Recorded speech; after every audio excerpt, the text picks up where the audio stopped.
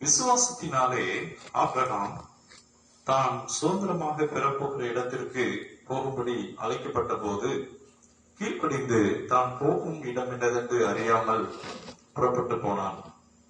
விசுவாசத்தினாலே அவன் வாக்குத்தத்தம் பண்ணப்பட்ட தேசத்திலே பரதேசியை போல சஞ்சரித்து அந்த வாக்குத்தத்திற்கு உடன் சுதந்திரராகிய ஈசாக்கோடும் யாக்கோபோடும் கூடாரங்களில் குடியிருந்தான். நாம் இணைந்து வாசிப்போம். எபிரேயரின் புஸ்தகம் 11ஆம் அதிகாரம் 10ஆம் வசனத்தில், ஏனெனில் தேவன் தாமே கட்டி உண்டாக்கின அஸ்திபாரங்கள் உள்ள நகரத்துக்கு அவன் காத்திருந்தான். விசுவாசத்தினாலே சாராளும் வாக்குத்தத்தம் பண்ணினவர் உண்மையுள்ளவர் என்று எண்ணி கற்பந்தரிக்க பலனடைந்து வயது சென்றவளாய் இருந்தும் பிள்ளை பெற்றார். ஆனபடியால் சரீரம் செத்தவன் என்று எண்ணத்தகும் ஒருவனாலே வானத்தில் உள்ள பெருக்கமான நட்சத்திரங்களைப் போலவும் கடற்கரையில் உள்ள எண்ணிறந்த மணலை போலவும் மிகுந்த ஜனங்கள் பிறந்தார்கள். இவர்கள் எல்லாரும் வாக்குத்தத்தம் பண்ணப்பட்டவைகளை அடையாமல் தூரத்திலே அவைகளை கண்டு நம்பி அணைத்துக் கொண்டு பூமியின் மேல் தங்களை அந்நியரும் பரதேசிகளும் என்று அறிக்கையிட்டு விசுவாசத்தோட மரித்தார்கள். இப்படி அறிக்கையிடுகிறவர்கள் சுய தேசத்தை நாடி போகிறோம் என்று தெரியப்படுத்துகிறார்கள். தாங்கள் விட்டு வந்த தேசத்தை நினைத்தார்களானால் அதற்கு திரும்பி போவதற்கு அவர்களுக்கு சமயம் கிடைத்திருக்குமே. அதே அல்ல, அதிலும் மேன்மையான பரம தேசத்தையே விரும்பினார்கள். ஆகையால் தேவன் அவருடைய தேவன் என்னப்பட வெட்கப்படுகிறதில்லை. அவர்களுக்கு ஒரு நகரத்தை ஆயத்தம் பண்ணினாரே. மேலும் விசுவாசத்தினாலே ஆபிரகாம் தான் சோதிக்கப்பட்ட போது ஈசாக்கை பலியாக ஒப்பு கொடுத்தார். ஈசாக் இடத்தில் உன் சந்ததி விளங்கும் என்று அவனோடே சொல்லப்பட்டிருந்ததே. இப்படிப்பட்ட வாக்குத்தத்தங்களை பெற்றவன் மரித்திருந்து எழுப்ப தேவன் வல்லவராய் இருக்கிறார் என்று எண்ணி தனக்கு ஒரே பேரானவனையே பலியாக ஒப்பு கொடுத்தான். மரித்தோரிலிருந்து அவனை பாவனையாக திரும்பவும் பெற்றுக் கொண்டான். கர்த்தருடைய நாமம் மகிமைப்படுவதாக. பிரியமானவர்களே, நாம் இங்கு விசுவாசத்தின் தகப்பனாகிய ஆபிரகாமை குறித்து நாம் பார்க்கிறோம். கர்த்தர் நல்லவர். இந்த சபிக்கப்பட்ட பூமியிலே ஆதாமின் கீழ்ப்படியான நிமித்தம் இந்த பூமி சபிக்கப்பட்டது. கர்த்தர் ஆதாமை தெரிந்து கொண்டு ஆதாமின் சந்ததியிலே கர்த்தர் அதற்கு பிற்பாடு சேம் வம்சத்தின் வழியாக ஆபிரகாம் என்கிற ஒரு மனிதனை கர்த்தர் மனுக்குலத்தை ஆபிரகாமை கொண்டு கர்த்தர் ஒரு பெரிய நோக்கத்தோடு கூட தேவன் ஆபிரகாமை தெரிந்து கொள்ளுகிறார். ஆதியாகமம் 1ஆம் அதிகாரத்திலிருந்து 12ஆம் அதிகாரம் வரை கிட்டத்தட்ட 2000 வருடத்துக்குரிய அங்கு சரித்திரம் காணப்படுகிறது. ஆனால் அதற்கு 12ஆம் அதிகாரத்திலிருந்து 50ஆம் அதிகாரம் வரை ஆபிரகாமின் சந்ததியை குறித்து நாம் பார்க்கிறோம். பிரியமானவர்களே, ஆண்டுடைய நாமம் மகிமைப்படுவதாக. இங்கு ஆதியாகமம் 12ஆம் அதிகாரம் 1ஆம் வசனத்திலே கர்த்தர் ஆபிரகாமை அழைத்து அவர் ஆசீர்வதிக்கிறார் என்று நாம் பார்க்கிறோம். ஆதியாகமம் 12ஆம் அதிகாரத்திலே தேவன் ஆபிரகாமை அழைத்ததை குறித்து அங்கு சொல்லப்பட்டிருக்கிறது. கர்த்தர் ஆபிரகாமை நோக்கி, நீ உன் தேசத்தையும் உன் இனத்தையும் உன் தகப்பனுடைய வீட்டையும் விட்டு புறப்பட்டு நான் உனக்கு காண்பிக்கும் தேசத்துக்கு போ என்று சொன்னார். கர்த்தர் நல்லவர். நாம் வேதத்திலே மோசேக்கு ஒரு சிறப்பான இடத்தை நாம் பார்க்கிறோம். மோசே கொண்டு தேவன் இஸ்ரவேல் ஜனங்களை வனாந்திரத்திலே பிரயாணமாய் அழைத்து வந்து மோசே மூலமாக கர்த்தர் பெரிய காரியங்களை செய்தார். நாம் 10 கட்டளைகளை குறித்தெல்லாம் நாம் பார்க்கிறோம். அது மாத்திரமல்ல, மோசே ஆண்டவர் ஒரு விசேஷமாய் தீர்க்கதரிசியாக எடுத்து பயன்படுத்துகிறார். அதே போல தானியேலை குறித்து பார்க்கிறோம். தானியேலுக்கு என்று தனி புஸ்தகம் இருக்கிறது. ஒரு ஜெபிக்கிற மனிதன் தானியேலை குறித்து விசேஷமாய் இருக்கிறது. அதே போல எலியாவை குறித்து நாம் பார்க்கிறோம். பிரியமானவர்களே, கர்த்தருடைய நாமம் மகிமைப்படுவதாக. இப்போ வேதத்திலே ஒவ்வொருவருக்கும் ஒரு விசேஷமான காரியங்கள் காணப்படுகிறது. அதே போல தாவீதுக்கு என்று சில அதிகாரங்கள் கொடுக்கப்பட்டிருக்கிறது. ஆனால் இவர்கள் எல்லாரும் ரொம்ப விசேஷமா யார் என்று சொல்வார்கள் என்று சொன்னால் எங்கள் தகப்பனாகிய ஆபிரகாம் என்று சொல்வார்கள். ஏனென்றால் ஆபிரகாம் இந்த விசுவாசத்தின் காரியங்களிலே முற்பிதாக்கள் எல்லாருக்கும் ஒரு முன்மாதிரியான காரியத்தை தேவன் ஆபிரகாமை கொண்டு இந்த புஸ்தகங்களை எல்லாம் ஆவியானவர் எழுதி வைத்திருக்கிறார். ஆபிரகாமினுடைய சரித்திரத்தை நாம் படிக்க ஆரம்பிக்கும் போது இந்த மீட்பின் செய்தி நமக்கு வெளிப்பட ஆரம்பிக்கிறது.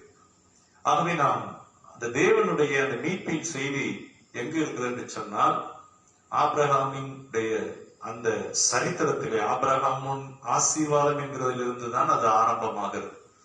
ஆகவே ஆபிரகாமின் ஆசீர்வாதம் என்பது தனியான ஒன்று அல்ல. தேவனுடைய அந்த மீட்பின் திட்டத்திலே தேவன் அவர் ஞானம் உள்ளவராக எல்லாவற்றையும் முன்கூட்டியே அதை திட்டம் பண்ணி ஒரு மனிதனை தெரிந்து கொண்டு அந்த மனிதனுக்குள்ளாக தேவன் அவருடைய அந்த மீட்பின் ஆசீர்வாதங்களை அவர் ஏற்படுத்தி இருக்கிறார். கர்த்தருடைய நாமம் மகிமைப்படுவதாக. அப்போ ஆபிரகாமின் வம்சத்திலே அங்கு ஆகார் மூலமாக இஸ்மவேல் வம்சத்தை பார்க்கிறோம். அது ஒரு பெரிய கோத்திரமாக அவர்கள் ஆபிரகாமை உரிமை பாராட்டுகிறார்கள். அதே போல யூதர்கள் அவர்கள் ஆபிரகாமை சொல்லுகிறார்கள், எங்களுடைய முற்பிதா என்று சொல்லுகிறார்கள். நீங்களும் நானும் இயேசு கிறிஸ்து மூலமாக பாருங்க, உலகம் முழுவதும் இருக்கிற கிறிஸ்தவர்கள் நாம் எல்லாரும் இயேசு கிறிஸ்து மூலமாக ஆபிரகாமின் சந்ததியாயும் வாக்குத்தத்தத்தின்படியே நாம் சுதந்திரராயும் இருக்கிறோம்.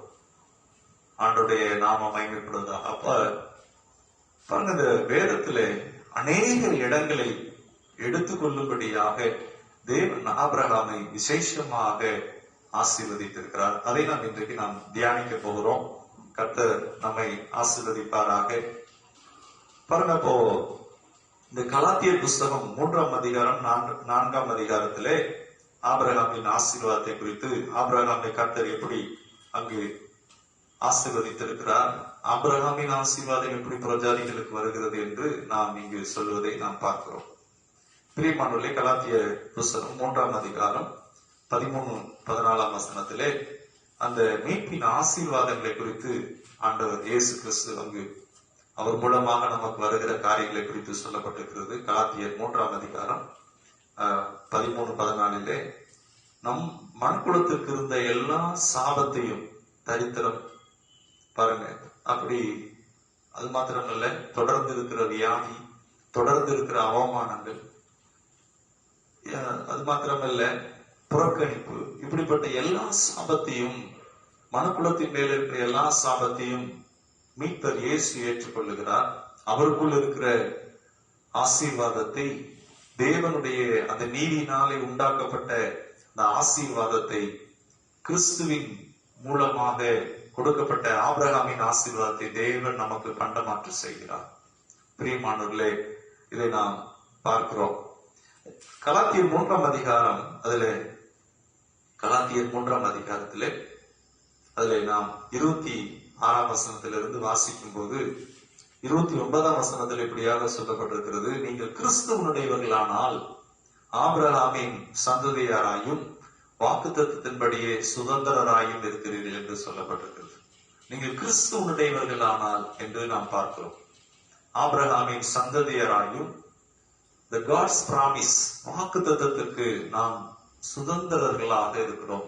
வாக்குத்தத்தத்திற்கு இன்ஹெரிட்டன்ஸ், சுதந்திரிக்கிற சுதந்திரவாளிகளாக, அதன் உரிமைக்குரியவர்களாக இருக்கிறோம். ஆகவே இயேசு கிறிஸ்துவை விசுவாசிக்கிற அந்த ஜீவியம் விசேஷமான ஒன்று. நாம் விசேஷமானவர்கள். பண்ணப்போ இவ்வளவு பெரிய ஆசீர்வாதத்திற்காக தேவன் ஆபிரகாமை அழைத்திருக்கிறார். நீங்களும் நானும் ஆபிரகாமின் சந்ததியாக இருக்கிறோம். பிரியமானவர்களே, கர்த்தர் நம்மை அப்படி தெரிந்து கொண்டிருக்கிறார். கர்த்தருக்கு ஸ்தோத்திரம். இதை பாருங்க, இன்றைக்கும் நியூயார்க் பட்டணத்திலே, அமெரிக்க தேசத்திலே இந்த யூதர்கள் அநேக இந்த ஆபிரகாமின் சந்ததியாக இந்த யூதர்கள் எல்லாவற்றிலும் ரிசர்ச், அநேக கண்டுபிடிப்புகள் அவர்கள் கண்டுபிடித்தது. இன்னும் நியூயார்க் பட்டணத்திலே பெரிய பெரிய பிசினஸ் எல்லாமே அவர்கள் யூதர்கள் அதில் தலை சிறந்து விளங்குகிறார்கள். டாக்டர்ஸ் என்று சொன்னால் அதிலே யூதர்கள், ஒரு டெய்லர் என்று சொன்னால் அதிலே யூதர்கள். அது மாத்திரமல்ல, இன்னும் பெரிய பெரிய பிசினஸ் அதையெல்லாம் அவர்கள் கொஞ்சம் பேராக இருந்தாலும் அந்த அமெரிக்க தேசத்தின் அநேக காரியங்களை கண்ட்ரோல் பண்ணத்தக்கதாக பாருங்க, தேவன் அப்படி தேவன் அவர்களை ஆசீர்வதித்திருக்கிறார். தேவன் வாக்கு பண்ணின ஆசீர்வாதங்கள் என்று பார்க்கிறோம். பாருங்க, அப்போ இன்றைக்கும் கர்த்தருடைய நாமத்திற்கு மகிமை உண்டாக. ஆபிரகாமின் ஆசீர்வாதத்திலே கர்த்தர் சொல்லுகிறார். ஆதியாகமம் 15ஆம் அதிகாரம், அது ஒரு முக்கியமான வசனமாக இருக்கிறது. ஆதியாகமம் 15ஆம் அதிகாரம் 6ஆம் வசனம், அதை வாசிக்கிறேன். ஆதியாகமம் 15:6. அதிலே நாம் பார்க்கிறோம், அவன் 5ஆம் வசனத்திலிருந்தே சொல்லப்பட்டிருக்கிறது. அவர் அவனை வெளியே அழைத்து, நீ வானத்தை அண்ணாந்து பார், நட்சத்திரங்களை என்ன உன்னாலே கூடுமானால், 5ஆம் வசனம், என்ன உன்னாலே கூடுமானால் அவைகளை எண்ணு என்று சொல்லி, பின்பு அவனை நோக்கி, உன் சந்ததி இவ்வண்ணமாய் இருக்கும் என்றார். அவன் கர்த்தரை விசுவாசித்தான், அதை அவர் அவனுக்கு நீதியாக எண்ணினார். பாருங்க, அந்த அவன் கர்த்தரை விசுவாசித்தான், அதை அவர் நீதியாக எண்ணினார். பாருங்க, அதுதான் இந்த மீட்பின் செய்தியாக இருக்கிறது. இயேசு கிறிஸ்துவை விசுவாசிக்கிற ஒவ்வொருவருக்கும், நாம் எல்லோரும் பாவம் செய்து ஏகமாய் கெட்டு போனோம் என்று வேதம் சொல்லுகிறது. நன்மை செய்கிறவன் ஒருவனும் இல்லை. ஆனால் இயேசு கிறிஸ்துக்குள் இருக்கிறது என்னவென்று சொன்னால், தேவ நீதியை தேவன் ஆயத்தப்படுத்தி வைத்திருந்தார். இயேசு கிறிஸ்துக்குள் இருக்கிற அந்த நீதி தேவ நீதி. பாருங்க, அந்த தேவ நீதியை விசுவாசத்தின் மூலமாக தேவன் நமக்குள்ளே அதை தருகிறார். பாருங்க, அப்ப ஆபிரகாமின் வாழ்க்கையின் மூலமாக நமக்கு என்ன கற்றுக் கொடுக்கிறார் என்று சொன்னால், அங்கு 15ஆம் அதிகாரம் 6ஆம் வசனம் முக்கியமான வசனம். அவன் கர்த்தரை விசுவாசித்தான், அதை அவர் அவனுக்கு நீதியாக எண்ணினார். பிரியமானவர்களே, இதுதான் அந்த மீட்பின் ஆசீர்வாதமாக சொல்லப்பட்டிருக்கிறது. இங்கு நாம் இதே வசனத்தை ரோமர் 4ஆம் அதிகாரத்திலே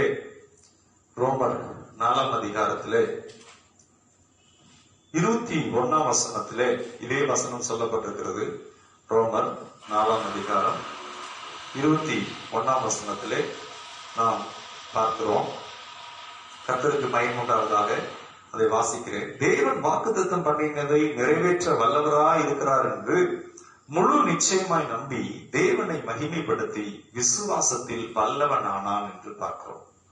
பாருங்க, தேவன் வாக்குத்தத்தம் பண்ணினதை அவர் நிறைவேற்ற வல்லவராக இருக்கிறார்.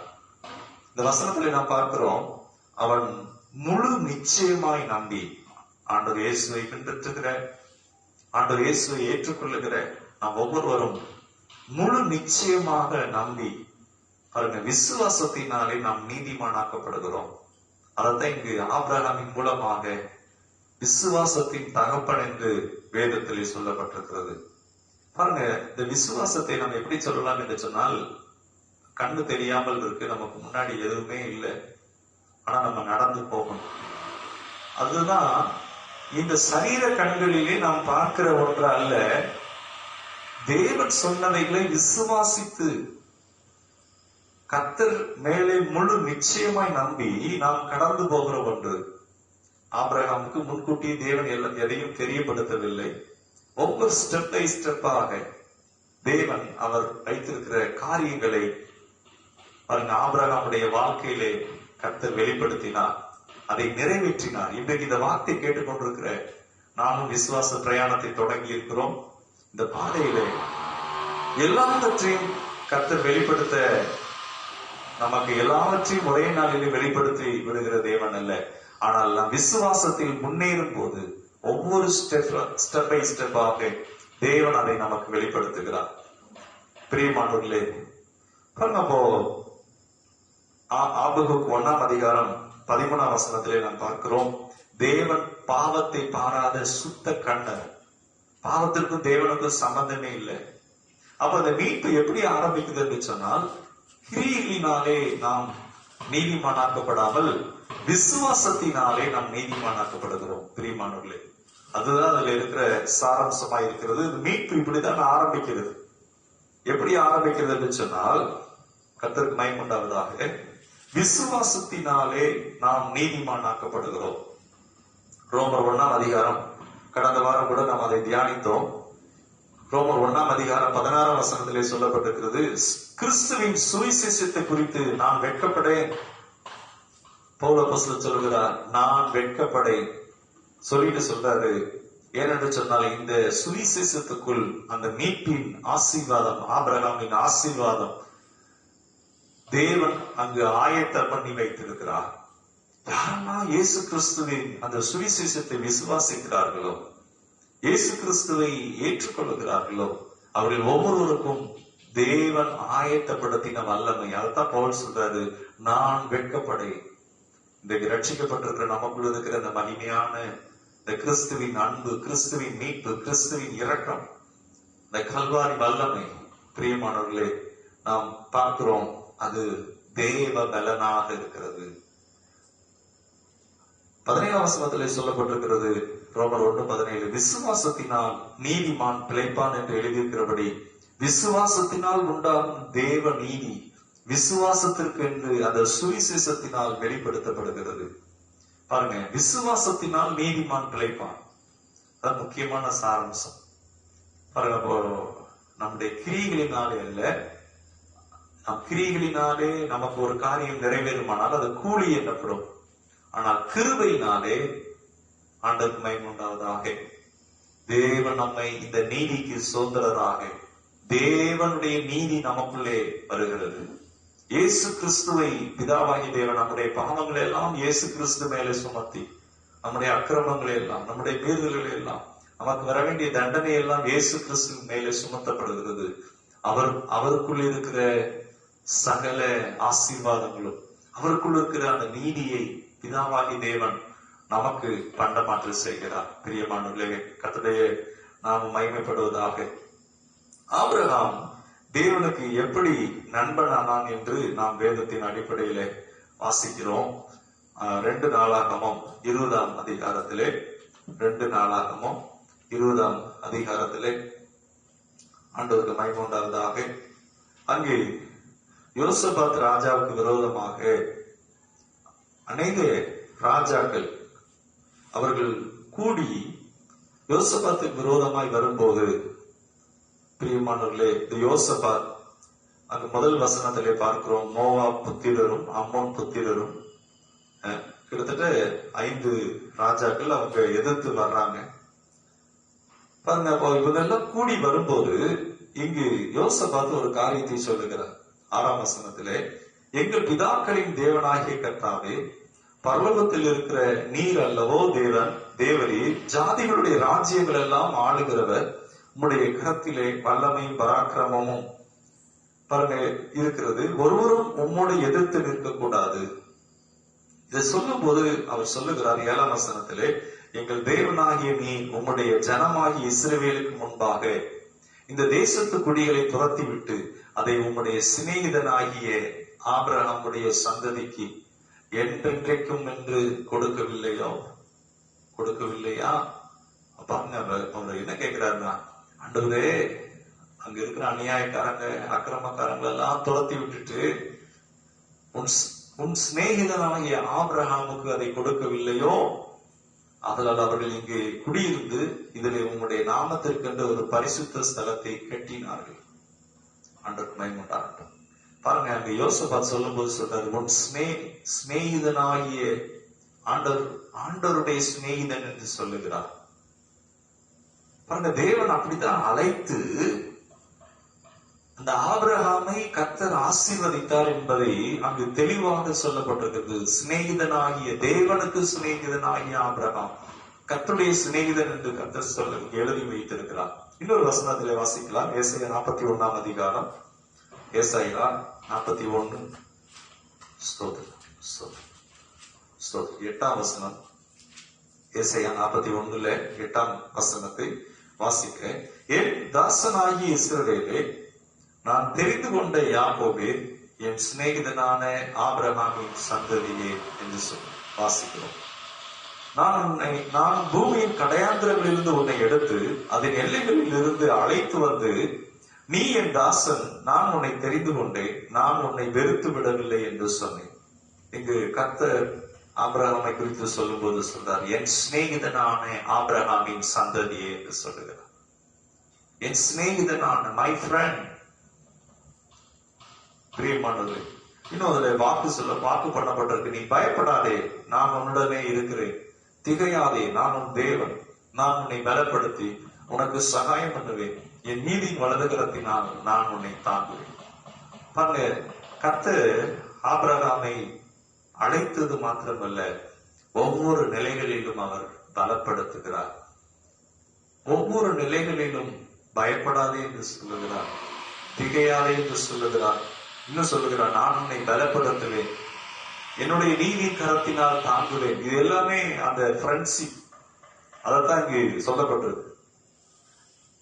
அடுத்ததாக யாக்கோபு 2ஆம் அதிகாரம் 23ஆம் வசனம். புதிய ஏற்பாடு யாக்கோபு 2ஆம் அதிகாரம் அதுல 23ஆம் வசனத்திலே அங்கு ஆபிரகாம் குறித்து சொல்லப்பட்டிருக்கிறதை நாம் பார்க்கிறோம். யாக்கோபு 2ஆம் அதிகாரம் 23ஆம் வசனம். அப்படியே ஆபிரகாம் தேவனை விசுவாசித்தான், அது அவனுக்கு நீதியாக எண்ணப்பட்டது என்கிற வேத வாக்கியம் நிறைவேறிற்று. அவன் தேவனுடைய சிநேகிதன் எண்ணப்பட்டான்.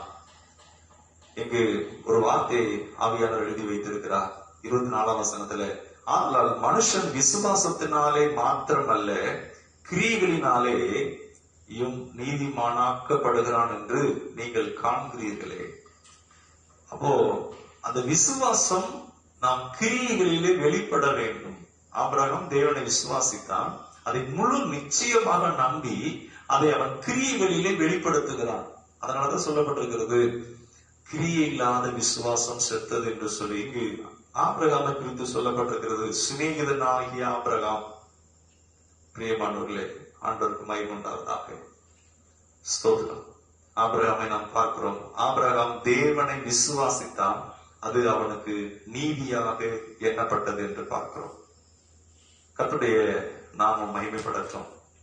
பாருங்க, இதே போல புராட்டஸ்டன்ட் மார்க்கத்துல மார்ட்டின் லூதர் என்பவரும் நாம் இந்த ரோமர் 1:17 அதுல பார்க்கிறோம், விசுவாசத்தினாலே நீதிமான் பிழைப்பான். அவர் என்ன செய்வாரா, ஆலயத்துக்கு போகும்போது அவர் முழங்காலிலே அந்த படிக்கட்டிலே ஏறி ஆலயத்துக்கு கடந்து போவார். அதிக பக்தியோடு கூட அதை தேடி இருக்கிறார். சின்ன தவறு செய்தாலும் ஆண்டவரிடத்துல போய் அழுது மனஸ்தாபப்பட்டு ஒரு ஒரு கபடற்ற ஒரு தேவ மனிதன். பாருங்க, அவர் சொந்த முயற்சினாலே அவர் பலமுறை ஆண்டவர் சமூகத்துக்கு தேடி போய் மனம் உடைந்தவராய், நான் எவ்வளவு பிரயாசப்பட்டாலும் என்னுடைய நீதி அழுக்கான கந்தை என்று சொல்லுகிறதே அப்படின்னு சொல்லி மனம் உடைந்தவராக ஒரு வயது முதிர்ந்த ஒரு குருவானவரிடத்துக்கு, அந்த ஆலய குருவானவரிடத்துக்கு போய் அவர் கேட்டபோது அவர் சொன்னாராம், கர்த்தர் ஆண்டவர் உனக்கு இதை குறித்து வெளிப்படுத்துவார்.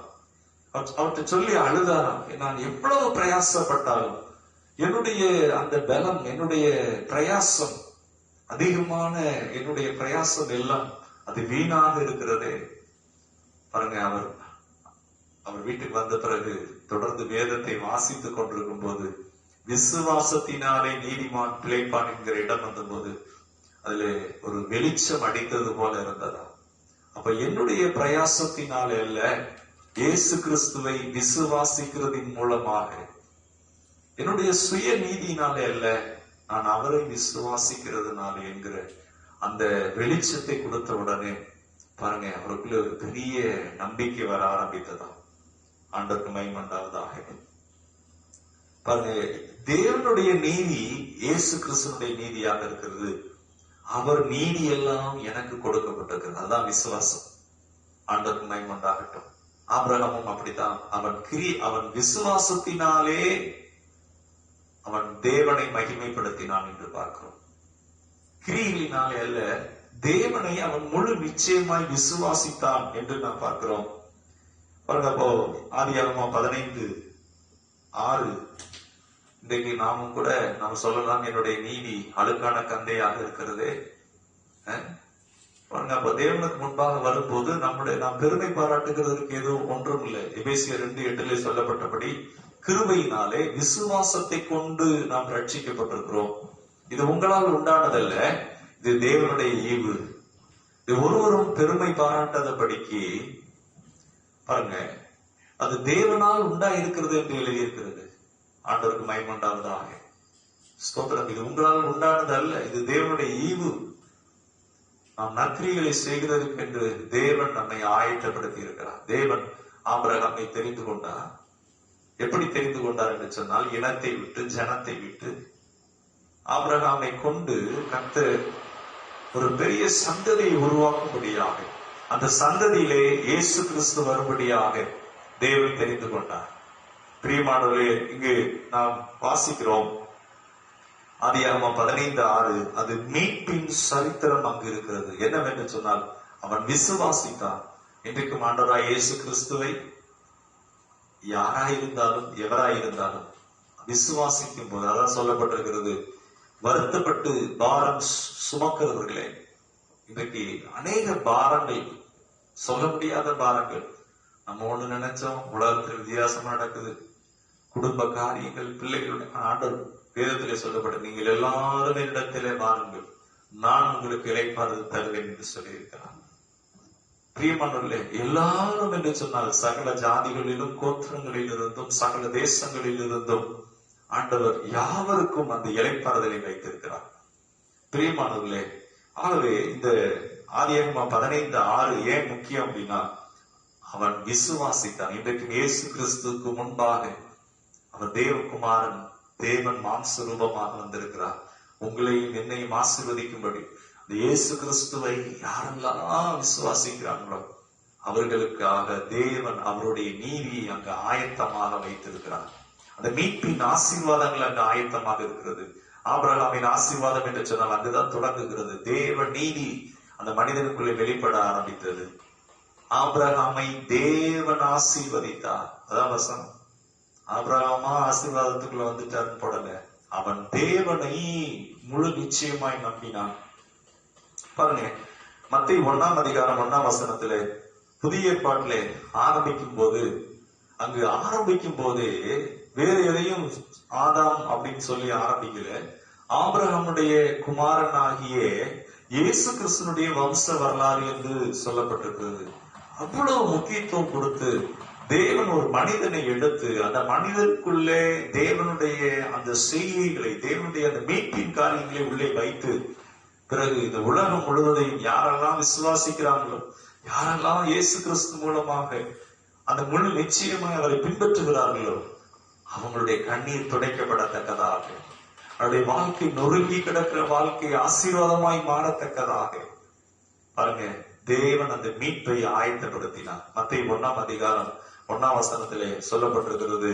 தேவனுடைய அங்கு ஆவியானவர் எழுதி வைத்திருக்கிறார். ஆபிரகாமின் குமாரனாகிய தாவீதின் குமாரனான இயேசு கிறிஸ்துனுடைய வம்ச வரலாறு. ஏனென்று சொன்னால், ஆபிரகாமை கர்த்தர் தெரிந்து கொண்டார். இந்த சபிக்கப்பட்ட பூமியிலே ஆதாமுக்கு பிற்பாடு அந்த சேம் வம்சத்திலே ஆபிரகாமை கர்த்தர் தெரிந்து கொண்டு, ஆபிரகாமை குறித்து சொல்லப்பட்டிருக்கு. அங்கு கல்தேயர் பட்டணத்திலே அவங்க அப்பா என்னாது, இப்படிப்பட்ட இடத்துல வித்தியாசமான சூழ்நிலையில நல்ல அந்த அந்த ஆபிரகாம் இருந்த இடம் அந்த யூப்ரட்டிஸ், தைகிரிஸ் அந்த நதிகள் பாய்கிற இடமா, நல்ல கப்பல் வணிகம் இருந்திருக்கு, நிறைய பிசினஸ் நடந்திருக்கு. அந்த இடத்துல இருந்து கர்த்தர் சொல்றாரு, பாலைவனமா இருக்கிற இந்த இஸ்ரேல் தேசம், இந்த கானான் என்கிற அந்த இடத்திற்கு பாருங்க கர்த்தர் அழைக்கிறார். கீழ்ப்படிந்து அவன் புறப்பட்டான் என்று பார்க்கிறோம். போகிற தேசம் இன்னதென்று அறியாதபடி கர்த்தர் எல்லாவற்றையும் ஆபிரகாமுக்கு காமிக்கல. ஆனா போகிற தேசம் என்னதென்று அறியாதபடி அவன் விசுவாசித்து புறப்பட்டு போனான். நம்முடைய வாழ்க்கை பயணமும் அப்படித்தான். இங்கு நாம் மத்தேயு 1:1 அங்கு நாம் வாசிக்கிறோம், கர்த்தர் நல்லவர், ஆபிரகாமின் குமாரனாகிய அப்படின்னு சொல்லிட்டு இயேசு கிறிஸ்துனுடைய வம்ச வரலாறு. ஆபிரகாமின் குமாரன் சொல்லி ஆபிரகாமுக்குள்ளாக இயேசு கிறிஸ்துவை பிதாவாகிய தேவன் திட்டம் பண்ணி அந்த மீட்பை அங்கு ஆயத்தப்படுத்தி இருக்கிறார். இன்றைக்கு உங்களுக்குள்ள இருக்கிற இந்த சுவிசேஷம், உங்களுக்குள்ள இருக்கிற இயேசு கிறிஸ்து மூலமாய் அநேகர் இந்த ஆசீர்வாதத்துக்குள் வரத்தக்கதாக தேவன் அந்த மீட்பை அங்கு ஆயத்தப்படுத்தி வைத்திருக்கிறார். பிரியமானவர்களே, பாருங்க, அப்போ ஆபிரகாம் அவ்வளவு விசேஷமானவர். ரோமர் 4 நாம் பார்க்கிறோம், ஒருவன் எப்படி நீதிமான் ஆகிறான் என்று பார்க்கிறோம். ரோமர் 4 ஒருவன் எப்படி நீதிமான் ஆகிறான் என்று பார்க்கிறோம். அதிலே 13ஆம் வசனத்திலே நாம் பார்க்கிறோம், அன்றியும் உலகத்தை சுதந்திரிப்பான் என்கிற வாக்குத்தத்தம் ஆபிரகாமுக்காவது அவன் சந்ததிக்காவது நியாய பிரமாணத்தினால் கிடையாமல் விசுவாசத்தினாலே வருகிற நீதியினால் கிடைத்தது. அங்கு சொல்லப்பட்டிருக்கிறது உலகத்தை சுதந்திரிப்பான். பாருங்க, உலகத்தை சுதந்திரிப்பான்னா என்னன்னா, ஆதாமுக்கு தேவன் இந்த பூமியை சுதந்திரமாக வைத்தார். ஆதாம் அதை பிசாசினிடத்திலே அதை விட்டுவிட்டார். பிசாசு இந்த பூமிக்கு அதிபதியாய் மாறிவிட்டார். கர்த்தர் என்ன பண்ணுகிறார் என்று சொன்னால், அந்த மீட்பின் காரியங்களை விட்டுவிடவில்லை. தேவனா ஆதாமுக்கு கொடுத்த அந்த சுதந்திரத்தை, இழந்து போன சுதந்திரத்தை கர்த்தர் ஒரு மனிதனை தெரிந்து கொண்டு அந்த மனிதனுக்குள்ளாக பாருங்க அந்த மீட்பை அவர் திரும்ப என்ன செய்கிறார், எஸ்டாப்ளிஷ் பண்ணுகிறார். பாருங்க, அப்போ என்ன சொல்கிறார் என்றால், விசுவாசத்தினாலே இந்த பூமியை சுதந்திரிக்கத்தக்கதாக உலகத்தை சுதந்திரிப்பான் என்கிற வாக்குத்தத்தம் ஆண்டவர் ஆபிரகாமுக்கு கொடுக்கிறப்ப என்ன சொன்னார், இந்த சபிக்கப்பட்ட பூமியில நிச்சயமாகவே நான் உன்னை ஆசீர்வதிக்கவே ஆசீர்வதித்து அப்படின்னு சொல்லுகிறார்.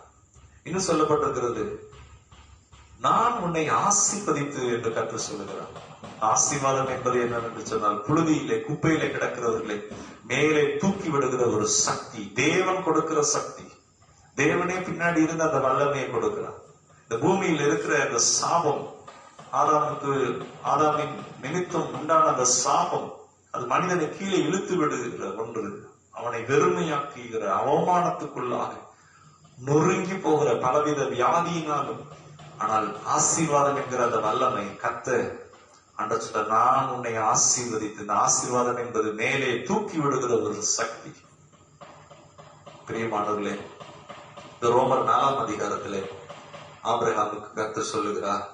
என்ன சொல்லுகிறார் என்று சொன்னால், அன்றி உலகத்தை சுதந்திரிப்பான் என்கிற வாக்குத்தத்தம் ஆபிரகாமுக்காவது அவன் சந்ததிக்காவது நியாய பிரமாணத்தின் நாள் கிடையாமல் விசுவாசத்தினாலே வருகிற நீதியினாலே கிடைத்தது. அங்க பாருங்க, நிச்சயமா ஆண்டவர் மகிமையுண்டாகட்டும். அப்போ தேவனுடைய விருப்பம் என்னவென்று சொன்னார், அவருடைய பிள்ளைகள் வெற்றிகரமாக இந்த பூமியிலே ஆசீர்வதிக்கப்பட்டவர்களாக இருக்க தேவன் விரும்புகிறார். ஆண்டவருடைய நாமத்திற்கு மகிமையுண்டாவதாக. நாம் தொடர்ந்து நாம் பார்க்கலாம். கர்த்தர் நல்லவர், ஸ்தோத்திரம். லூக்கா கலாத்தியர் 3ஆம் அதிகாரம் 13-14 வசனத்திலேயும் இங்கே ஆபிரகாமின் ஆசீர்வாதம் என்று சொல்லப்பட்டிருக்கிறது. கலாத்தியர் 3ஆம் அதிகாரம், கலாத்தியர் புஸ்தகம் 3ஆம் அதிகாரம் 13-14 வசனத்திலேயும் இதை குறித்து நாம் பார்க்கிறோம். அதை வாசிக்கிறேன். மரத்திலே தூக்கப்பட்ட எவனும் சபிக்கப்பட்டவன் என்று எழுதியிருக்கிறபடி கிறிஸ்து நமக்காக சாபமாகி நியாயப்பிரமாணத்தின் சாபத்திற்கு நீங்களாக்கி மீட்டுக் கொண்டார். ஆபிரகாமுக்கு உண்டான ஆசீர்வாதம் கிறிஸ்து இயேசுவினாலே பிரஜாதிகளுக்கு வரும்படியாகும். நீங்க பாருங்க, நான் பார்க்கிறோம் இந்த வசனத்திலே நான் பார்க்கிறோம், ஆபிரகாமுக்கு உண்டான ஆசீர்வாதம் கிறிஸ்து இயேசுவினால் பிரஜாதிகளுக்கு வரும்படியாக. அப்போ அந்த மீட்பை கர்த்தர் என்ன செய்கிறாருன்னா, மனுக்குலம் முழுவதற்கும் யாரெல்லாம் பிரஜாதியர்களோ பிரியமானவர்களே எல்லாருக்கும் கர்த்தர் அதை ஆயத்தப்படுத்தி வைத்திருக்கிறார். இயேசு கிறிஸ்து சிலுவையிலே சாபமாகி அவர் கைவிடப்பட்டார், அவர் புறக்கணிக்கப்பட்டார். அவர் சிலுவையிலே தொங்கும் போது நான் தாகமாயிருக்கிறேன் என்று அவர் அங்கு கூப்பிட்டார். பாருங்க, தேவன் மனு உருக்கொண்டு அங்கு கைவிடப்பட்டவராக தொங்கிக் கொண்டிருக்கிறார். சாபத்தின் உச்சகட்டமாக முள்முடியை சுமந்தவராக. ஆனால் இங்கு சொல்லப்பட்டிருக்கிறது, அவர் சுமந்தது எதற்காக என்று சொன்னால், உங்களையும் என்னையும் அந்த மீட்பின் ஆசீர்வாதத்துக்குள் பிரவேசிக்க செய்யும்படியாக. கர்த்தருடைய அந்த மீட்பின் ஆசீர்வாதங்கள் ஆபிரகாமின் ஆசீர்வாதத்துக்குள் பிரவேசிக்கத்தக்கதாக. பாருங்க, பழைய ஏற்பாட்டுல பரிசுத்த ஆவியானவர் மனுஷனுக்குள்ளே வாசம் பண்ணுகிற அந்த அனுபவம் ஆபிரகாமுக்கு இல்ல அந்த நாளிலே. ஆனால் புதிய ஏற்பாட்டிலே இயேசு கிறிஸ்து மூலமாக அங்கு வாக்கு பண்ணப்பட்டிருக்க ஆவியானவர் நமக்குள்ளே, கர்த்தர் வானத்தை பூமி உண்டாக்கின இறைவன் நமக்குள்ளே வந்து வாசம் பண்ணும்படியாக. இந்த 14ஆம் வசனத்திலே சொல்லப்பட்டிருக்கிறது, பரிசுத்த ஆவியை குறித்து சொல்லப்பட்ட வாக்குத்தத்தம் நாம் விசுவாசத்தினாலே பெரும்படியாகவும் இப்படி ஆயிற்று. நமக்குள்ள இருந்து ஆவியானவர் போதிக்கிறார், நமக்குள்ளே இருந்து வாக்கு கிடங்காத பெருமூச்சோடு அவர் நமக்குள்ளே இருந்து ஜெபிக்கிறார். நமக்கு அவர் போதிக்கிறார், நம்மை தேற்றுகிறார், நம்மை பலப்படுத்துகிறார். அப்போஸ்தலர் நடவடிக்கைகள் புஸ்தகத்திலே கூட நாம் கடந்த நாளிலே தியானித்தோம். அப்போஸ்தலர்களே ஆவியானவர் என்ன செய்தார்னா நிரப்பினார். பாருங்க, அந்த தேவ ராஜ்யத்தின் வல்லமையான பெரிய வேலைக்காக தேவனை நிரப்பினார். கர்த்தருக்கு மகிமை உண்டாவதாக. தொடர்ந்து நாம் இந்த ஆபிரகாமை குறித்து நாம் பார்க்கிறோம். லூக்கா 1ஆம் அதிகாரம், லூக்கா 1ஆம் அதிகாரம். பாருங்க, அங்கு அநேக இடத்திலே ஆபிரகாமை குறித்து சொல்லப்பட்டதை நாம் பார்க்கிறோம். லூக்கா 1ஆம் அதிகாரத்திலே, லூக்கா 1ஆம் அதிகாரத்திலே பாருங்க, இங்கு சகரியாவுடைய மனைவி எலிசபெத், அவங்க ஆசிரியனாகிய சகரியா, அவங்க மனைவி எலிசபெத், அவங்க ஏற்கனவே கன்சீவா இருக்கிறாங்க. வயதான காலத்துல அவங்க கருவுற்று இருக்கிறாங்க. ஒரு வித்தியாசமான ஒரு சூழல். அது மாத்திரமல்ல, மரியாதை குறித்து பார்க்கிறோம். கன்னிகை, ஒரு கன்னிகைங்கிறது கற்பவதி ஆகிறது என்பது அது சமுதாயத்திலே ஒரு வித்தியாசமான காரியம். சகரியா எலிசபெத் கருவுற்றதை ஏற்றுக்கொள்ள முடியல. அவர் சந்தேகப்படுறாரு. அவர் என்ன சொல்றாரு, அது வித்தியாசமா பேசும்போது தேவதூதனே வாய் பேசக்கூடாதபடி தடை பண்ணி, குழந்தை பிறந்த பிறகு இவருக்கு பேசினார்னா தேவனுடைய நோக்கம் சித்தமும் நிறைவேறாம போயிடும் சொல்லி பாருங்க, அந்த சகரியாவுடைய வாய் பேசக்கூடாமல் போயிட்டு. அதே போல மரியாளுடைய கணவர் என்னப்பட்ட யோசேப்பு எப்படியாவது மரியாதை தள்ளி விடலாம் என்று எண்ணும் போது தேவதூதன் வந்து பேசுறான்.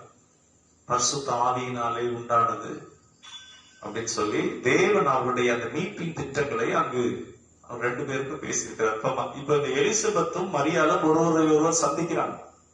அப்படி சந்திக்கும் போது அவர்கள் வாழ்த்தி பாட்டு பாடுகிறார்கள். என்ன பாடுகிறார்கள் என்று சொன்னால் 46ஆம் வசனம், அப்பொழுது மரியாள், என் ஆத்துமா கர்த்தரை மகிமைப்படுத்துகிறது, என் ஆவி என் இரட்சகராகிய தேவனில் களி கூறுகிறது. அவர் தம்முடைய அடிமையின் தாழ்மையை நோக்கி பார்த்தார். இதோ இது முதல் எல்லா சந்ததிகளும் என்னை பாக்கியவதி என்பார்கள்.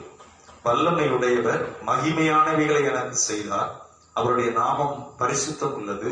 அவருடைய இரக்கம் அவருக்கு பயந்திருக்கிறவர்களுக்கு தலைமுறை தலைமுறைக்கும் உள்ளது. தம்முடைய புயத்தினாலே பராக்கிரமம் செய்தார். இருதய சிந்தையில் அகந்தை உள்ளவர்களை சிதறடித்தார். பலவான்களை ஆசனங்களிலிருந்து தள்ளி தாழ்மையானவர்களை உயர்த்தினார். பசியுள்ளவர்களை நன்மையினால் நிரப்பி ஐஸ்வர்யம் உள்ளவர்களை வெறுமையாய் அனுப்பிவிட்டார். பாருங்க, இந்த மீட்பின் ஆசீர்வாதங்கள், ஆபிரகாமின் ஆசீர்வாதம் எப்படி பலவான ஆசனங்களிலிருந்து தள்ளி எளியவர்களை உயர்த்தி, பாருங்க, கர்த்தருடைய மீட்பின் ஆசீர்வாதம் எப்படிலாம் நிறைவேற போகிறது என்பதை அங்கு மரியாளுடைய வயிற்றிலே பிறக்க போகிற மேசியா கிறிஸ்து, அவர் மூலமாக வரப்போகிற இந்த ஆசீர்வாதங்களை பரிசுத்த ஆவிக்குள்ளே நிரம்பி அங்கு அவர்கள் பேசுகிறார்கள். அடுத்ததாக 54ஆம் வசனத்துல, நம்முடைய பிதாக்களுக்கு அவர் சொன்னபடியே ஆபிரகாமுக்கும் அவன் சந்ததிக்கும் என்றென்றைக்கும் இரக்கம் செய்ய நினைத்து. பிரியமானவர்களே, இங்கு சொல்லப்பட்டிருக்கிறது, ஆபிரகாமுக்கும் அவன் சந்ததிக்கும் என்றென்றைக்கும் இரக்கம் செய்ய நினைத்து. அந்த மீட்பின் திட்டத்தில் தேவன் என்ன விரும்புகிறார் என்று சொன்னால், தேவன் இரக்கம் செய்ய விரும்புகிறார். ஆனா கர்த்தர் நல்லவர். என்ன இரக்கம் செய்கிறாரா? அங்கு நாம் வாசிக்கிறோம், தம்முடைய தாசனாகிய இஸ்ரவேலை ஆதரித்தார் என்றார். பிரியமானவர்களே, ஆபிரகாமுக்கும் அவன் சந்ததிக்கும் என்றென்றைக்கும் தேவன் வாக்கு பண்ணினதிலே அவர் உண்மையுள்ளவர். அவர் வாக்கு மாறாதவர். அவர் இரக்கம் செய்ய நினைத்து என்று சொல்லப்பட்டிருக்கிறது. இன்றைக்கு உங்களை என்னையும் அந்த இரக்கத்துக்குள்ளாக தேவன் நம்மை அழைத்திருக்கிறார். அது நிச்சயமாக அவர் உண்மையுள்ளவராக இருக்கிறார். அதை நிறைவேற்ற அவர் போதுமானவராக இருக்கிறார். கர்த்தருடைய நாமம் மகிமைப்படுவதாக. 52, 53 தான் சொல்லப்பட்டிருக்கிறது, பலவான்களை ஆசனங்களில் இருந்து தள்ளி தாழ்மையானவர்களை உயர்த்தினார். இயேசு கிறிஸ்து மூலமாக எப்படிலாம் புறக்கணிக்கப்பட்டவர்கள், தள்ளப்பட்டவர்கள், அற்பமாய் எண்ணப்பட்டவர்கள், இந்த சுவிசேஷத்தினால் எப்படி உயர்த்தப்பட போகிறார்கள், எப்படி அவர்கள் ஆசீர்வதிக்கப்பட போகிறார்கள் என்பதை குறித்து அவர்கள் ஆவியிலே நிரம்பி பாடினார்கள் என்று பார்க்கிறோம். கர்த்தர் நல்லவர். பாருங்க, அப்ப 54 வசனத்துல சொல்லப்பட்டிருக்கிறது, நம்முடைய முற்பிதாக்களுக்கு ஆபிரகாமுக்கும் அவன் சந்ததிக்கும் என்று சொல்லப்பட்டிருக்கிறது. நீங்களும் நானும் ஆபிரகாமின் சந்ததியாயிருக்கிறோம். தேவன் வாக்கு பண்ணினதிலே அவர் உண்மை உள்ளவராயிருக்கிறார். அதை முழு நிச்சயமாக நம்பி அதை நாம் சுதந்திரித்துக் கொள்வோம். கர்த்தர் நமக்கு உதவி செய்வாராக. பிரியமானவர்களே, நாம் இன்னும் அதுல பார்க்கிறோம். உபாகமம் 28ஆம் அதிகாரத்திலே 1ஆம் வசனத்திலிருந்து 14ஆம் வசனம் வரைக்கும் நாம் பார்க்கிறோம். நீ வருகையிலும் ஆசீர்வதிக்கப்பட்டிருப்பாய், நீ போகையிலும் ஆசீர்வதிக்கப்பட்டிருப்பாய். கர்த்தர் உன் களஞ்சியங்களிலும் நீ கையிடும் எல்லா வேலையும் ஆசீர்வதிப்பார் என்று எழுதியிருக்கிறது. பாருங்க, அப்போ அந்த மீட்பின் ஆசீர்வாதங்களை பாருங்க. சாபம் என்பது இந்த பூமியில வாழக்கூடாதபடி கீழே இழுத்து விடுகிற, பயமுறுத்துகிற ஒன்றாய் இருக்கிறது. ஆசீர்வாதம் என்பது நம்மை ஸ்திரப்படுத்துகிற, மூன்ற கட்டுகிற. உன் கற்ப கனி ஆசீர்வதிக்கப்படும், உன் வயல் நிலம் ஆசீர்வதிக்கப்படும், நீ மாப்பி செய்கிற தொட்டி ஆசீர்வதிக்கப்படும். பாருங்க, தேவனுடைய அந்த எண்ணங்களை மனுக்குலத்திற்கு அவர் வாக்கு பண்ணுகிறார். அதுதான் அவருடைய நினைவு. அன்று சொன்னார், ஒரு வழியா உனக்கு விரோதமாய் வருவார்கள், 7 வழியா ஓடி போவார்கள். அது மாத்திரமல்ல, கர்த்தர் தமது நல்ல பொக்கிஷாலை வானத்தை உனக்கு திறப்பார், நீயோ கடன் வாங்காதிருப்பாய், அநேக ஜாதிகளுக்கு கடன் கொடுப்பாய். அன்றைய நாம மகிமைப்படுத்தும். பாருங்க, அப்போ அததான் அந்த பலவானை ஆசனங்களிலிருந்து தள்ளி எளியவர்களை உயர்த்துகிறார் என்று சொன்னால், இப்படி அந்த கிறிஸ்துவின் மூலமாக இந்த மீட்பின் ஆசீர்வாதங்கள் தேவன் நமக்கு ஆயத்தப்படுத்தி வைத்திருக்கிறார். அதை நாம் விசுவாசிக்கும். அதனாலதான் சொல்லப்பட்டிருக்கு, விசுவாசித்தான் அது அவனுக்கு நீதியாக எண்ணப்பட்டது. இது நமக்கு முன்பாக வைக்கப்பட்டிருக்கிறது. இந்த உபாகம் 28:1 14 வரைக்கும். கற்ப கனி, கையின் பிரயாசம், பிரயாணங்கள். சத்துரு வரும்போது ஒரு வழியை வருவான், 7 வழியை ஓடி போவான். பினான்சியல் காரியங்கள். அது மாத்திரமல்ல, மற்றவர்கள் கண்டு பயப்படும்படியாய் கர்த்தர் ஆசீர்வதிப்பாராம். தேவனுடைய நாமம் மகிமைப்படுவதாக. நாம் இன்னொரு சம்பவத்தை நாம் பார்க்கிறோம் வேதத்திலே. ஓய்வு நாளிலே லூக்கா 13ஆம் அதிகாரம், லூக்கா 13ஆம் அதிகாரத்திலே இங்கு நாம் ஒரு பெண்ணை குறித்து நாம் பார்க்கிறோம். லூக்கா 13ஆம் அதிகாரம் 16ஆம் வசனத்திலே ஒரு கூனியாய் இருந்த ஒரு ஸ்திரீ, அவளை குறித்து சொல்லப்பட்டிருக்கிறது 16ஆம் வசனத்திலே. இதோ சாத்தான் 18 வருஷமாய் கட்டி இருந்த, பாருங்க, அந்த வியாதிக்கு பின்னாடி என்ன இருக்கிறதா, சாத்தான் கட்டி இருந்தான் என்று சொல்லப்பட்டிருக்கிறது. எத்தனை வருஷமா கட்டி இருந்தானா? 18 வருஷமாய் என்று சொல்லப்பட்டிருக்கிறது. கட்டி இருந்த, அடுத்து சொல்லப்பட்டிருக்கு, ஆபிரகாமின் குமாரத்தியாகிய இவளை ஓய்வு நாளில் இந்த கட்டிலிருந்து அவிழ்த்து விட வேண்டியது இல்லையா என்று கர்த்தர் சொல்லுகிறார். யோசித்து பாருங்க, கூனியாவே இருந்தா நம்ம குனிஞ்சுக்கிட்டே எல்லா வேலையும் செஞ்சு எப்படி இருக்கும்? சாப்பிட்றப்ப குனிஞ்சு இருக்கிறது, குளிக்கிறப்ப, தூங்குறப்ப எவ்வளவு டிஸ்டர்பன்ஸா இருக்கும். அந்த மாதிரி ஒரு தடவை செஞ்சு பாருங்க, செஞ்சு பார்த்தா தெரியும் அது எவ்வளவு வேதனையா இருக்கும் அப்படின்னு. அங்க சொல்லப்பட்டிருக்கு, அவள் சாத்தான் கட்டி வைத்திருக்கிறான், அவளை இயேசு விடுதலை ஆக்கும் போது, அதற்கு முந்தின வசனத்துல நான் பார்க்கிறோம், இயேசு கிறிஸ்து சொல்றாரு 11ஆம் வசனத்துல, அப்பொழுது 18 வருஷமாய் பலவீனப்படுத்தும் ஆவியை கொண்ட ஒரு ஸ்திரீ அங்கே இருந்தால், அவள் எவ்வளவு நிமிரக்கூடாத கூனியா இருந்தாள்.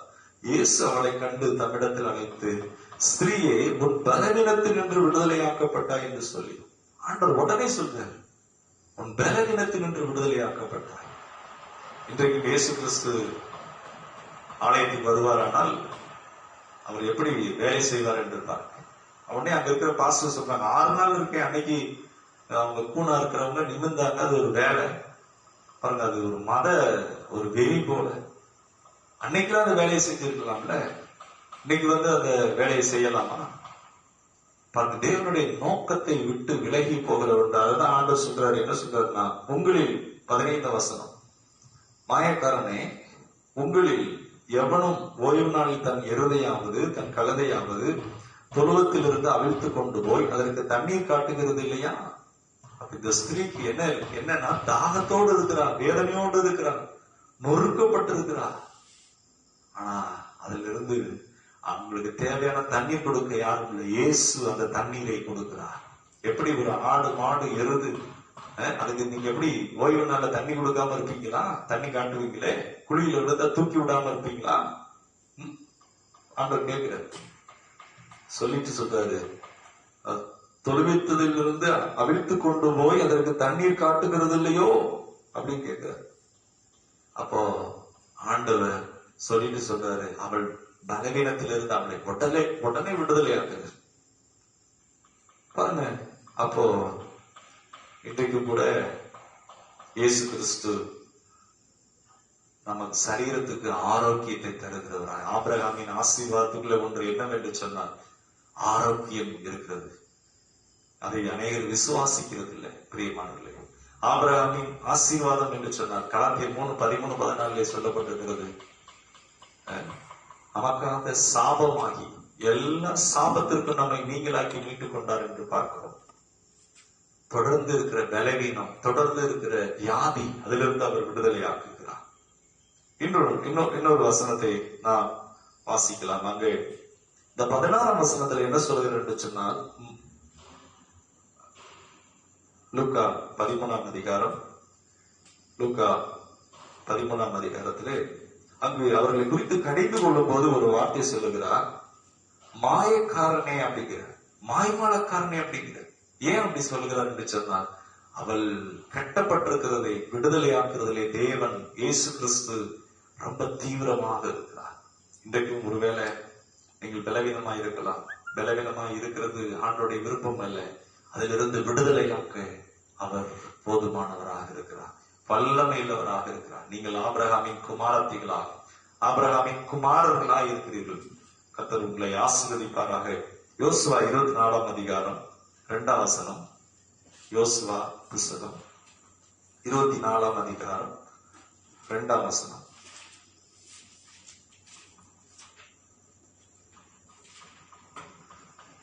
யோசுவாவின் புத்தகம் 24:2. அப்பொழுது யோசுவா சகல ஜனங்களையும் நோக்கி, இஸ்ரவேலின் தேவனாகிய கர்த்தர் சொல்லுகிறது என்னவென்றால், பூர்வத்திலே உங்கள் பிதாக்களாகிய ஆபிரகாமுக்கும் நாகோருக்கும் தகப்பனான தேராகு என்பவன் நதிக்கு அப்புறத்திலே குடியிருந்த போது அவர்கள் வேறு தேவர்களை சேவித்தார்கள். நான் நதிக்கு அப்புறத்தில் இருந்த உங்கள் தகப்பனாகிய ஆபிரகாமை அழைத்து கொண்டு வந்து அவனை கானான் தேசம் எங்கும் சங்கரிக்க செய்து அவன் சந்ததியை திரட்சியாக்கி அவனுக்கு ஈசாக்கை கொடுத்தேன். இங்கு கர்த்தர் சொல்லுகிறார், ஆபிரகாமுடைய வாழ்க்கை பிரயாணத்தை குறித்து சொல்லுகிறார். என்னவென்று சொன்னால், ஆபிரகாமை குறித்து சொல்றப்ப சொல்றாரு, பூர்வத்திலே உங்கள் பிதாக்களாகிய ஆபிரகாமுக்கும் நாகோருக்கும் தகப்பனான தேராகு என்பவன் நதிக்கு அப்புறத்திலே குடியிருந்த போது, ஆபிரகாமுடைய வாழ்க்கை பயணத்தை பற்றி சொல்லப்பட்டிருக்கிறது. அவர்கள் வேறே தேவர்களை சேவித்தார்கள் என்று பார்க்கிறோம். இன்றைக்கு கூட நம்மையும் கூட ஆண்டவர் ஒரு இயேசு கிறிஸ்துவை அறியாத ஒரு குடும்பத்திலிருந்து நம்மை தெரிந்து கொண்டிருக்கலாம். பாருங்க, ஆபிரகாமுடைய வாழ்க்கை பயணத்தை நாம் பார்க்கிறோம். அப்படி தெரிந்து கொண்டு வந்து கர்த்தர் என்ன செய்தார் என்று சொன்னால், ஆபிரகாமை ஆசீர்வதித்தார். யோசுவா அந்த எல்லா நிலங்களையும் எல்லாருக்கும் பிரித்து கொடுக்கிறார். அப்படி பிரித்து கொடுக்கிறப்ப இந்த யோசுவா சொல்றாரு, கர்த்தர் ஆபிரகாமை இப்படி அழைத்து வந்தார், வேறு தேவர்களை சேவித்துக் கொண்டிருந்த. பிரியமானவர்களே, நான் இயேசு கிறிஸ்துவை அறிகிற இந்த நாளிலே, நான் இயேசு கிறிஸ்துவை அறியவில்லை என்று சொன்னால் மரித்து போயிருப்பேன். பாருங்க, இன்னொரு வசனம் சொல்லப்பட்டிருக்கிறது. அதுல ஆபிரகாமை கர்த்தர் எப்படி பிரித்தெடுத்தார். கண்மலையிலிருந்து வெட்டப்பட்டு நாம் ஒரு பாரம்பரியத்தில் இருந்திருப்போம். அந்த பாரம்பரியத்திலிருந்து ஆண்டவர் நம்மை என்ன செய்கிறாரா, வெட்டி எடுக்கிறார் என்று சொல்லப்பட்டிருக்கிறது. கர்த்தரே நம்மை தெரிந்து கொள்ளுகிறார். ஏசாயா 51ஆம் அதிகாரம் 1ஆம் வசனம் 2ஆம் வசனம். ஏசாயா 51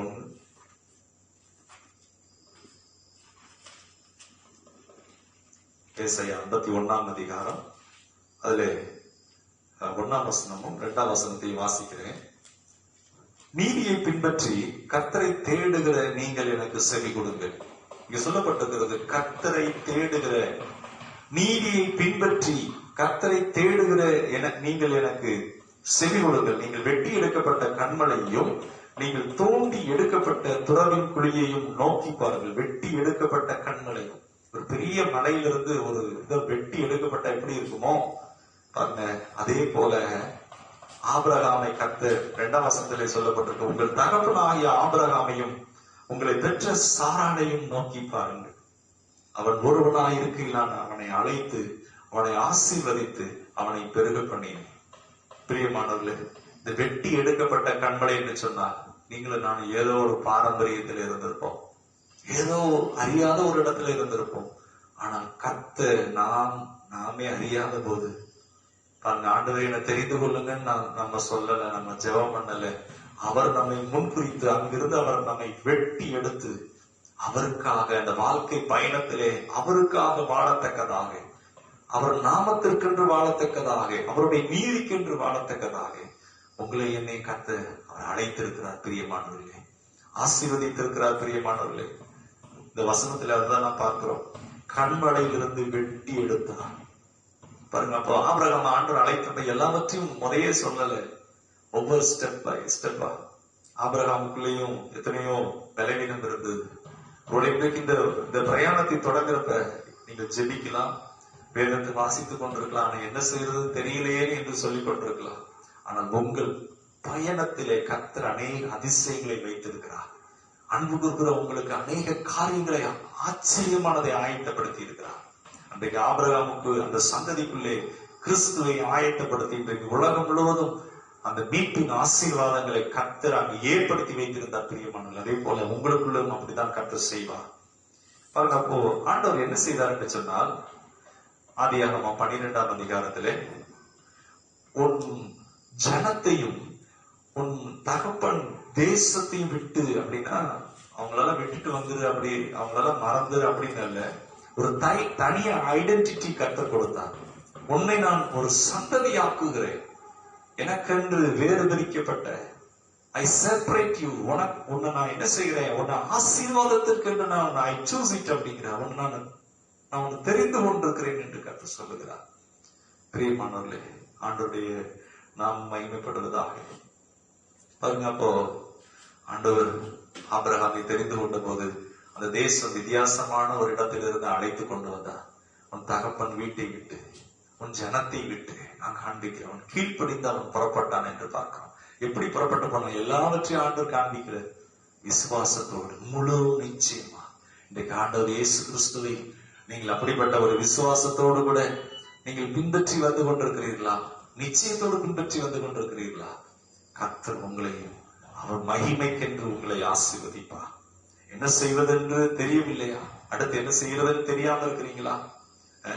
பாருங்க, ஆண்டவர் உங்களுக்காக மகிமையானதை ஆயத்தப்படுத்தி வைத்திருக்க. ஆபிரகாமை குறித்து பார்க்கிறோம், அவன் தயங்கி ஆரம்பத்திலே அவன் தயங்கிதான் அந்த பாதையில பிரயாணம் பண்ணுகிறான். நாள் ஆக ஆக அந்த பிரயாணம் மகிமையானதாக இருக்கிறது. அவன் முழு நிச்சயமாய் நம்பினான், தேவன் சொன்னதை அவன் நம்பினான். அவனோடு கூட வந்த லோத், ஒரு குறிப்பிட்ட காலம் வரும்போது கர்த்தர் லோத்தை அங்கு ஆபிரகாமை விட்டு பிரிக்கிறார். அதற்கு பிற்பாடு கர்த்தர் என்ன பண்ணுகிறார் என்று சொன்னார், அவன் தரிசித்து நடக்கிறவனாய் அல்ல, விசுவாசித்து நடக்கிறவனாக. ஆண்டவருக்கு மகிமையுண்டாகட்டும். உங்களையும் என்னையும் கர்த்தர் அப்படிதான் ஆசீர்வதிக்க விரும்புகிறார். இன்னைக்கு இந்த பட்டணத்திலே வந்து ஆண்டவருக்காக ஊழியர் செய்கிறேன்னு சொன்னார், நான் நினைத்ததே இல்லை இந்த பட்டணத்துக்கு வருவது. கர்த்தர் அவர் பேசினார். அந்த பாதைகளிலே எதையும் நம்பி அல்ல, விசுவாசித்து இன்றைக்கு கர்த்தர் அநேகருக்கு ஆசீர்வாதமாய் வைத்திருக்கிறார். உங்களையும் அப்படித்தான் அவருடைய நீதிக்காக, மகிமைக்காக, இயேசு கிறிஸ்து மூலமாக பூமியில் உள்ள வம்சங்கள் எல்லாம் ஆசீர்வதிக்கப்படத்தக்கதாக உங்கள் வாழ்க்கை பயணத்தை நீங்க விசுவாசத்தோடு தொடங்கி இருக்கிறீங்களா? உங்கள் வாழ்க்கை பயணம் இயேசு கிறிஸ்துவோடு இருக்கிற இந்த பயணம் ஆச்சரியமான ஒன்றாக இருக்கும், மகிமையான ஒன்றாக இருக்கும்.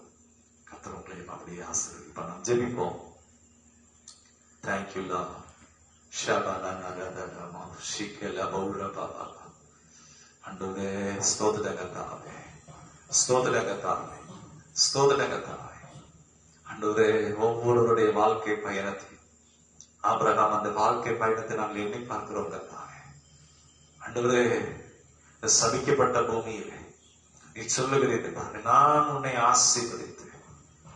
ஓ ஹalleluya, நான் உன் பெயரை பெருமைப்படுத்துவேன். ஹalleluya.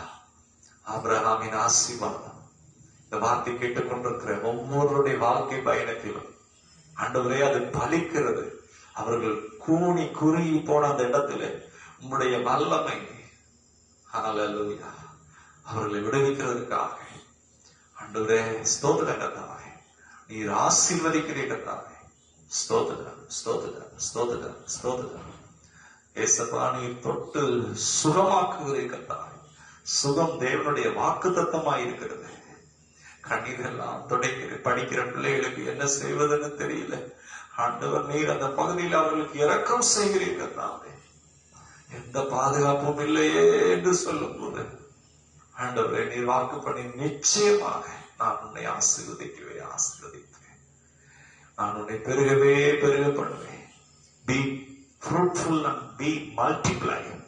என்னுடைய வல்லமையிலே நீ பெருகுவா. ஓ ஹalleluya, ஓ ஹalleluya. ஷேபனஹுதா ஈமனஹுரா தரவோஷிகனவா. ஒவ்வொருவரையும் ஆசீர்வதிங்க. ஒவ்வொருடைய வாழ்க்கை விசேஷமாக நம்மால் தெரிந்து கொள்ளப்பட்ட ஒன்று. ஆபிரகாமின் வாழ்க்கை பயணத்திலிருந்து இன்றைக்கு எங்களோடு இடைப்பட்டீர்கள். ஒவ்வொருவருடைய அந்த விசுவாச வாழ்க்கை பயணம், ஒருவேளை இந்த பாதை எப்படி இருக்குமோ என்று பயப்பட வேண்டாம், சோர்ந்து போக வேண்டாம். கர்த்தர் இயேசு கிறிஸ்து உங்களோடு கூட இருக்கிறார். அவருடைய இரக்கம், அவருடைய வல்லமை, அவருடைய மீட்பின் நோக்கம் உங்கள் பிள்ளைகளுக்குள்ளும் உங்கள் சந்ததிக்குள்ளும் உங்களுடைய பிசினஸ்லையும் கர்த்தர் விளங்க செய்வார். கர்த்தர் உங்களை ஆசீர்வதிப்பாராக. ஆமென், ஆமென். நாத்துமாவே கர்த்தரை ஸ்தோத்திரி, முழுவதும் பரிசுத்த நாமத்தை ஸ்தோத்திரி. நாத்துமாவே கர்த்தரை ஸ்தோத்திரி, அவர் செய்த சகல உபகாரங்களையும் மறவாதே. ஆமென். நம்முடைய கர்த்தராகிய இயேசு கிறிஸ்துவின் கிருபையும் பிதாவாகிய தேவனுடைய அன்பும் பரிசுத்தாவியாருடைய அன்னை ஐக்கியமும் வழிநடத்தலும் சமாதானமும் ஆறுதலும் நம் அனைவரோடும் இன்றும் என்றும் சதா காலம் இருப்பதாக. ஆமென், ஆமென். God bless you. கர்த்தர் உங்களை ஆசீர்வதிப்பாராக. Praise God.